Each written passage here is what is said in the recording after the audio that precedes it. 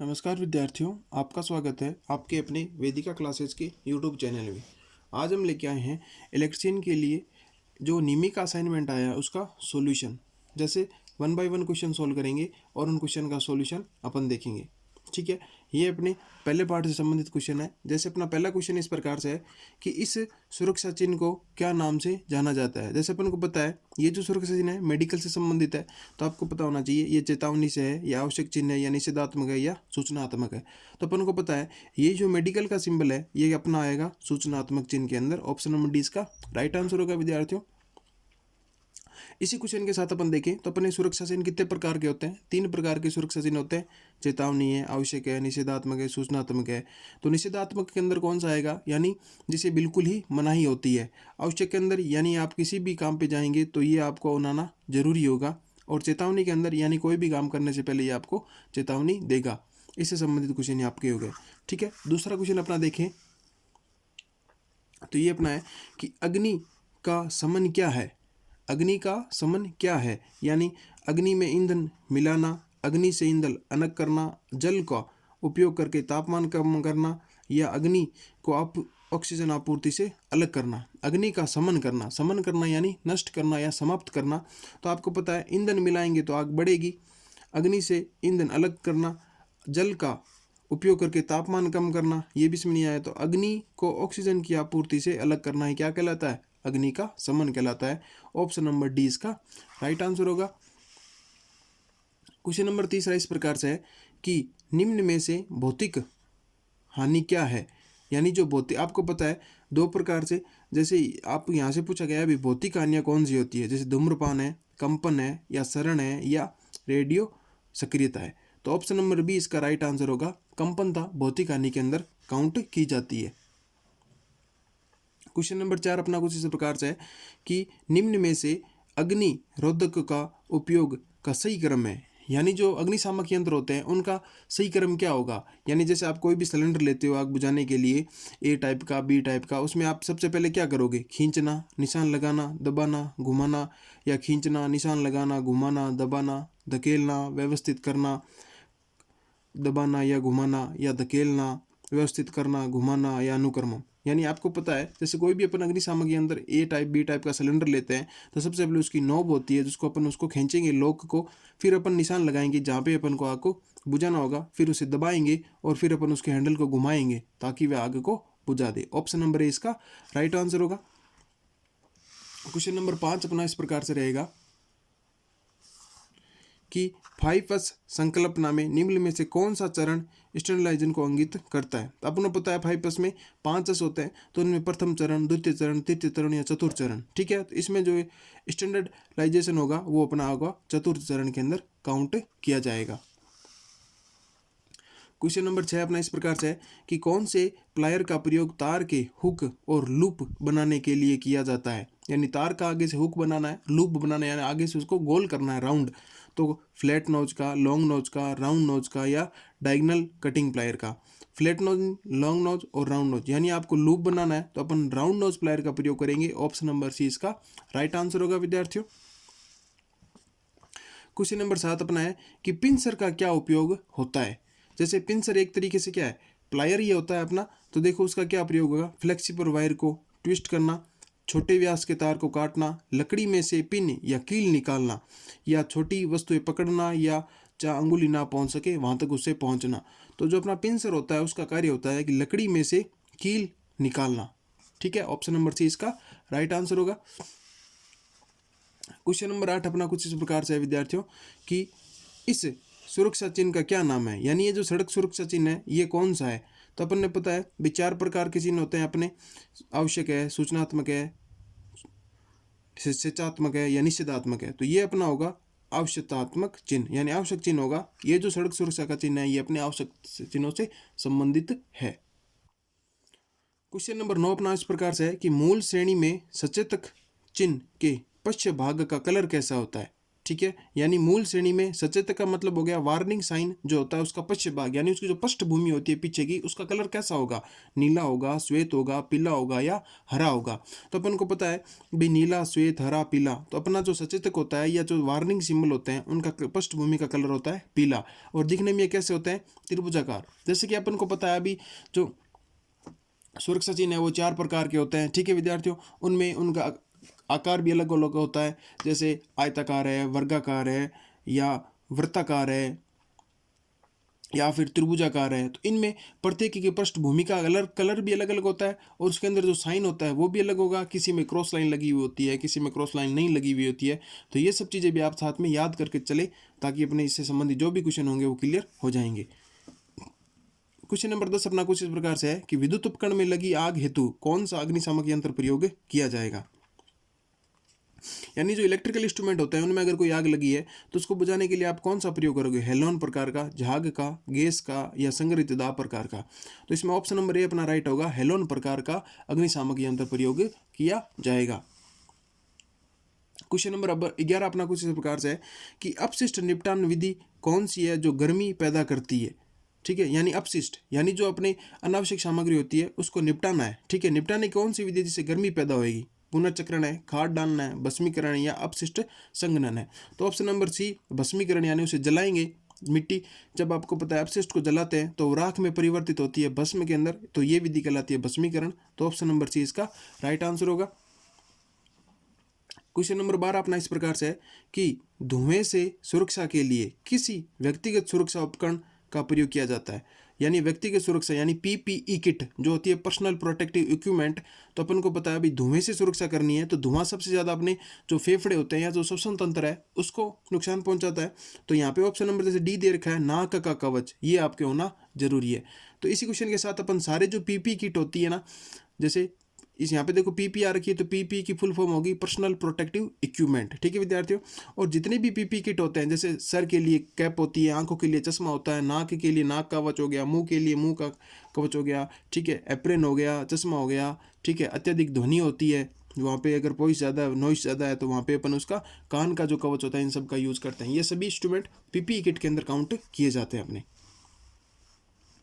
Question number 13 अपना है कि BIS का पूरा नाम क्या है। तो ये तो सब आपको पता है, BIS यानी ब्यूरो ऑफ इंडियन स्टूडेंट, इसका नाम यही होता है। ठीक है, और जितने भी इलेक्ट्रिकल इंस्ट्रूमेंट होते हैं वो BIS के द्वारा प्रमाणित भी होते हैं। क्वेश्चन नंबर अपना है कि भार उठाने व स्थानांतरण करने के लिए किस पद्धति का प्रयोग किया जाएगा। यानी पहले भारी भार को आपको उठाना है फिर उसे स्थानांतरण करना है। तो देखो विंचिंग पहला ऑप्शन है, ठीक है। फिर आगे के ऑप्शन कुछ इस प्रकार से अपने कि क्रेन व सीलिंग, फिर लेयर, रोलिंग और मशीन चालित प्लेटफॉर्म। तो यानी भारी भार को आपको उठाना है तो पहले क्रेन का प्रयोग करोगे, फिर उसे स्थानांतरित करना है तो अपन सीलिंग का प्रयोग करेंगे। यानी ऑप्शन नंबर बी जो अपने जो 14 नंबर क्वेश्चन है उसके अंदर राइट होगा। क्वेश्चन नंबर 15 अपना इस प्रकार से है कि आग बुझाने में स्टार्विंग क्या है। यानी आग बुझाने में जो स्टार्विंग प्रक्रिया होती है वो कौन सी होगी। ठीक है, जैसे आग से ईंधन मिलाना, आग से ईंधन अलग करना, जल का प्रयोग करके तापमान कम करना, या अग्नि की ऑक्सीजन आपूर्ति को रोक देना। तो यहाँ पे आग में आप क्या कर रहे हैं, स्टार्विंग जो प्रक्रिया होती है उसमें होगा जल का प्रयोग करके उस तापमान को कम करने के लिए जो विधि अपनाई जाती है वो क्या कहलाएगी, अपनी स्टार्विंग कहलाती है। क्वेश्चन नंबर 16 अपना है कि पीपीई किट का नाम क्या है। यानी आपको अपने पता है पर्सनल प्रोटेक्टिव इक्विपमेंट के अंदर ये किससे संबंधित है। देखो विद्यार्थियों, अपन देखेंगे ये मास्क से संबंधित यानी चेहरे से संबंधित, लेकिन देखो इसके अंदर एक यहाँ पे कपड़ा भी लटकाया गया है। ठीक है, यानी ये जो अपने गीले हाथ होते हैं, ठीक है, या गंदे हाथ होते हैं, उनको पोंछने के लिए या उनको सुखाने के लिए, गीले हाथों को सुखाने के लिए इसका प्रयोग किया जाएगा। इसलिए ये होगी हाथ स्कैनिंग मशीन। ठीक है, आप सीधा डायग्राम देख के चेहरे का कवच नहीं करना है, पहले ढंग से देखना है। अगर पहला डायग्राम आए सिर्फ तो अपन इसे चेहरे का कवच कर सकते हैं। ठीक है, ये जो यहाँ पे लगा रखा है, इसने कपड़ा लटका रखा है, तो ये अपने संबंधित होगा हाथ की स्कैनिंग से। तो इसमें अपने 16 नंबर क्वेश्चन में ऑप्शन नंबर डी राइट होगा, हाथ की स्कैनिंग। क्वेश्चन नंबर 17 अपना इस प्रकार से है कि अपशिष्ट निपटाने की विधि कौन सी है जो बहुत भारी ऊर्जा बचाती है। ठीक है, जिससे बहुत भारी ऊर्जा, जैसे जमीन में भरण है, पुनर्चक्रण है, भस्मीकरण है या खाद डालना। तो ऑप्शन नंबर सी इसका राइट आंसर होगा भस्मीकरण, क्योंकि भस्मीकरण में क्या होगा, एक तो तापमान बढ़ेगा, ऊर्जा बचेगी, ऊर्जा ज़्यादा निकलती है, इसीलिए ऑप्शन नंबर सी इसका राइट आंसर होगा। क्वेश्चन नंबर 18 अपना इस प्रकार से है कि किस प्रकार की कृत्रिम श्वसन विधि का प्रयोग करके पीड़ित के लिए उसकी छाती व पेट पर चोट हो, यानी उसकी छाती और यानी शरीर के जो आगे का भाग है, छाती है, पेट है, वहाँ पे उसके छाले हो रखे हैं, तो आप कौन सी विधि का प्रयोग करोगे? सेफर विधि है, मुंह से मुंह है, या मुंह से नाक है, या नैनसल की भुजा ऊपर पीछे दाब विधि है। ठीक है, यानी पहले आपको चारों ऑप्शन को पढ़ना है। तो अपन को पता है भी कृत्रिम श्वसन की अपन ने दो विधियां, एक सेफर है, सिल्वेस्टर है, मुंह से मुंह है या मुंह से नाक है, इन विधियों का अपन ने प्रयोग पढ़ा है। ठीक है, तो अब यानी उसकी छाती व पेट के ऊपर छाले पड़े हैं। जब आपको पता है अभी छाती और पेट के ऊपर छाले पड़े हैं तो अपन उसको, ठीक है, तो इस विधि में अपन इसका प्रयोग करेंगे नैनसल की भुजा ऊपर पीछे दाब विधि, यानी उसके भुजाओं को ऊपर करेंगे और पीछे जब जो उसकी पीठ होती है उसको दबाएंगे, प्रेशराइज करेंगे, वो होगी अपनी कृत्रिम श्वसन विधियां। और ऑप्शन नंबर डी इसका राइट आंसर होगा विद्यार्थियों। क्वेश्चन नंबर 19 अपना कुछ इस प्रकार से है कि किस प्रकार के वैश्विक स्वास्थ्य खतरे का कारण हो सकता है, यानी वैश्विक स्वास्थ्य खतरा किस से उत्पन्न होगा? वैद्युतिक नुकसान से, जैविक नुकसान से, शारीरिक खतरे से, या मानसिक खतरे से। यानी व्यापारिक, वैश्विक या व्यापारिक से पूछा गया है तो इसमें अपना होगा ऑप्शन नंबर बी, बायोलॉजिकल नुकसान, जैविक नुकसान का प्रयोग होगा इसमें अपने। Option number B right answer होगा। ये आ गया अपने इस प्रकार के औजार को अपन क्या कहते हैं, यानी जैसे आपको दिख रहा है प्लायर की तरह दो नोज है। ठीक है, तो इस तरीके से अपन देखेंगे ये क्या है, गर्म पदार्थ को पकड़ना, तारों को काटना, लकड़ी से कील निकालना, या बोल्ट नट ढीले करना। यानी देखो अपनी पीछे अभी जस्ट कुछ एक क्वेश्चन पढ़ा था, यानी पिंसर का प्रयोग क्या है, यानी उसमें अपने देखा था लकड़ी से कीले निकालने के लिए ये होता है अपना पिंसर। पिंसर का आकार देखने के लिए ये देखो पिंसर होगा, ये जो इसका भाग होता है यहाँ पे एक कट लगा होता है जिससे लकड़ी से कीले निकालने के लिए इसका प्रयोग किया जाएगा, यानी लकड़ी से कीले निकालने के लिए इसका प्रयोग किया जाता है। ऑप्शन नंबर सी इसका राइट आंसर होगा। क्वेश्चन नंबर 21 अपना कुछ इस प्रकार से है कि दिल के दौरे से पीड़ित व्यक्ति को आप कैसे पहचानेंगे?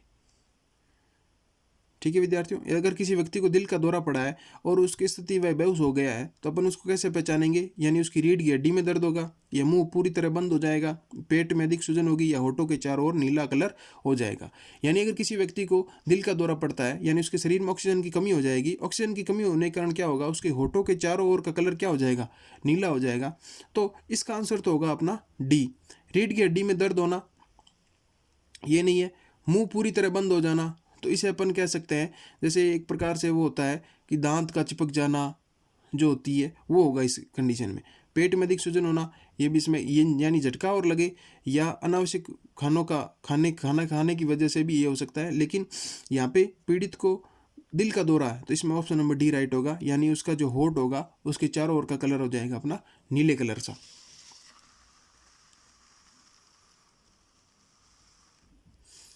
क्वेश्चन नंबर 22 दे रखा है आपने कि इस औजार का क्या नाम है। तो देखो अभी पहले अपन ने एक पिंसर देखा था, अब देखो दिखने में तो ये भी प्लायर के समान ही है, ठीक है, लेकिन ये कौन सा है, वायर कटर है, क्रिम्पिंग है, कॉम्बिनेशन है, या डायगोनल प्लायर है, यानी विकर्ण प्लायर। तो देखो इसकी जो आगे की संरचना है या जो आगे का मुंह होता है इसके भागों को देखने से अपन को पता चल रहा है ये अपना डायगोनल कटिंग प्लायर है, यानी ऑप्शन नंबर डी इसका राइट आंसर होगा। क्वेश्चन नंबर 23 देखो दे रखा है, यानी इस सुरक्षा चिन्ह का क्या नाम है, यानी ग्लव्स बना रखे हैं इन्होंने। ठीक है, ग्लव्स दे रखा है और पृष्ठभूमि का कलर दे रखा है काला, और जो साइन दे रखा है वो दे रखा है इन्होंने सफ़ेद कलर से। तो अपन को पता होना चाहिए भी 4 प्रकार के सुरक्षा चिन्हों में किसका पृष्ठभूमि का कलर होता है और किसके अंदर साइन होता है जो सफ़ेद कलर से दिखाई जाएगा। चेतावनी है, आवश्यक है, निषेधात्मक है, या सूचनात्मक है। यानी ये जो साइन होगा वो होगा अपना आवश्यक चिन्ह। यानी कभी भी अपन फैक्ट्री या वर्कशॉप के अंदर काम करेंगे तो अपन को ग्लव्स को पहनना बहुत ही आवश्यक होगा। क्वेश्चन नंबर 24 अपना इस प्रकार से है कि पीड़ित के रक्त के बहाव को रोकने के लिए क्या प्राथमिक चिकित्सा उपलब्ध करवाई जाए। यानी पीड़ित का अगर रक्त है, पीड़ित को अगर कहीं चोट लगी है और वहाँ पे रक्त बह रहा है तो आप सबसे पहले कौन सा कदम उठाएंगे? मलहम लगाएंगे, चोट लगे हुए भाग को ऊपर रखेंगे, चोट लगे हुए भाग की ड्रेसिंग करेंगे, या चोट लगे हुए भाग को दबा डालेंगे। यानी सबसे पहले जहाँ से ब्लडिंग हो रही है अपने को, तो अपन को ध्यान रखना है कि सबसे पहले उस भाग को अंगूठे के द्वारा दबाया जाएगा। फिर अगर मलहम लगाना है या किसी को प्राथमिक उपचार के लिए बुलाना है तो ये प्रक्रिया सारी बाद में होगी। सबसे पहले चोट लगे हुए भाग को अंगूठे के द्वारा दबाया जाएगा, यानी उस रक्त के बहाव को अपन को सबसे पहले रोकने की कोशिश करनी होगी। क्वेश्चन नंबर 25 अपना कुछ इस प्रकार से है कि पीड़ित को बचाने हेतु क्या तत्कालीन कदम उठाना चाहिए यदि अभी भी विद्युत शक्ति से वो जुड़ा हुआ है, यानी किसी व्यक्ति को झटका लगा है, वो अभी भी कनेक्शन से जुड़ा हुआ है यानी सप्लाई से जुड़ा हुआ है, तो सबसे पहले अपना क्या रहेगा, हाथों के द्वारा उसे खींचना, धक्का देना, या अपने जो सीनियर होता है उन्हें बुलाना, या किसी व्यक्ति को छुड़ाने हेतु बुलाने यानी किसी अपने साथी को मदद के लिए बोलना, या संयोजक को अलग करने के लिए सप्लाई की आपूर्ति को बंद करना। यानी अगर आपको पता है कि व्यक्ति को अभी भी वो सर्किट से जुड़ा हुआ है तो अपन सबसे पहले, आपको पता है खुद तो हाथ लगा नहीं सकते, अगर हाथ लगाएंगे तो खुद चिपक जाएंगे, अधिकारी को बुलाएंगे, अधिकारी आने तक उनको भी नुकसान हो सकता है जो व्यक्ति लगाए, या किसी दूसरे व्यक्ति को बुलाएंगे। और चौथा ऑप्शन है संयोजक को अलग करने हेतु शक्ति आपूर्ति को बंद कर देंगे। यानी सबसे पहले अपन क्या करेंगे, जिस सप्लाई में कोई व्यक्ति जुड़ा है या जिसको झटका लगा है, अपन उस सप्लाई को मेन पावर को क्या कर देंगे, बंद कर देंगे, ताकि वह व्यक्ति अपने आप से छूट जाए। फिर अपन आगे रहेगा कि अपने पहले आपूर्ति बंद करेंगे, फिर अपने साथी को बुलाएंगे, बुलाने के बाद उसको एक साफ सुथरे स्थान पर ले जाएंगे हवा के वातावरण में, फिर अपने अधिकारी को सूचित करेंगे। ये रहेंगे बाद के कदम। पहले रहेगा सप्लाई को बंद किया जाए। क्वेश्चन नंबर 26 अपना कुछ प्रकार से है कि इस प्रकार का संकेत चिन्ह का क्या नाम है। यानी ये जो चिन्ह दे रखा है इन्होंने, ठीक है, जैसे जेब्रा क्रॉसिंग से संबंधित है, आपको पता है भाई एक त्रिभुज हो गया, फिर नीचे जेब्रा क्रॉसिंग और व्यक्ति चल रहा है, तो अपन को पता चल गया भाई ये किससे संबंधित होगा, यानी जेब्रा क्रॉसिंग से। और जेब्रा क्रॉसिंग किससे संबंधित होती है, पैदल चलने से। तो जैसे अपने ऑप्शन है कि विद्यालय है, संरक्षित है, असंरक्षित है, या पैदल क्रॉसिंग, तो ये जो सिंबल होगा ये अपना होगा पैदल क्रॉसिंग से संबंधित होगा। क्वेश्चन नंबर 27 अपना इस प्रकार से, यदि पीड़ित को सिर में चोट लगी है, यदि पीड़ित को सिर में चोट लगी है और यानी अगर पीड़ित के सिर में चोट लगी है और वह मर रहा हो तो उसे स्वर्णिम घंटा क्या होगा, यानी उसका जो गोल्डन टाइम होता है वो क्या होगा। यानी अगर चोट लगने के बाद अपन उसे कितने जल्दी अस्पताल ले जाएं ताकि उसके मरने से अपन उसे बचा सकते हैं, 15 मिनट, 30 मिनट, 45 मिनट या 60 मिनट। तो इसमें ऑप्शन नंबर बी के अंदर 30 मिनट इसका राइट आंसर होगा। यानी किसी भी व्यक्ति को अगर कहीं से चोट लगी है या गिर चुका है या बेहोश हो चुका है या किसी को भी दौरा भी आया दिल का, तो उनके लिए जो अंतिम जो 30 मिनट होते हैं उनकी ज़िंदगी के, वो बहुत ही गोल्डन टाइम कहलाता है। अगर 30 मिनट में उनको उपचार मिल जाए तो उनको बचाया जा सकता है। देखो इसका उदाहरण आप सबने शिवाजी मूवी देखी है तो उसके अंदर भी यही होता है, तो थोड़ा आप उसे देख सकते हैं। क्वेश्चन नंबर 28 अपना कुछ इस प्रकार से है कि पीड़ित की कौन सी स्थिति कोमा कहलाती है।